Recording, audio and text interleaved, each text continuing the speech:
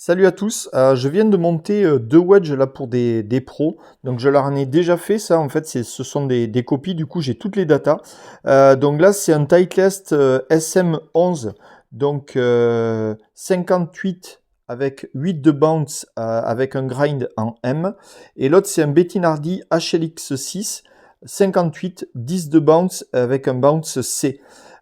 Donc là, c'est un peu compliqué de faire tout ça et vous montrer.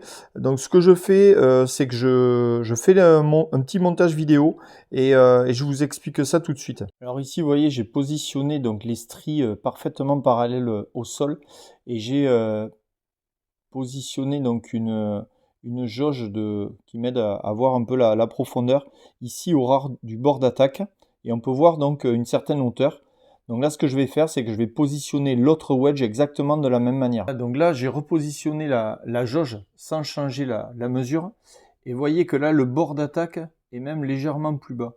Et si on peut voir un peu le grind là du sand wedge qui est un peu différent.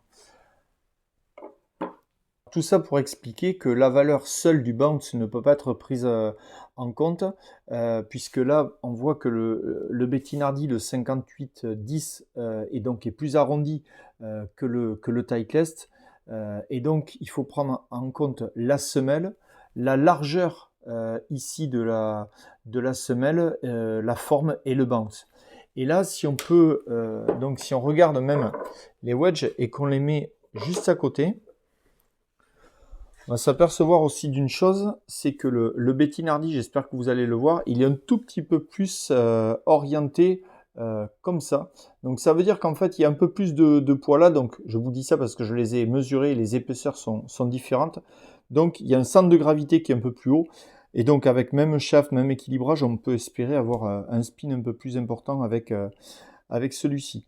Voilà, je vais essayer de faire pas mal de vidéos comme ça. Si ça vous plaît, n'hésitez pas à me dire ce qui vous fait plaisir pour que je puisse vous l'expliquer si j'y arrive.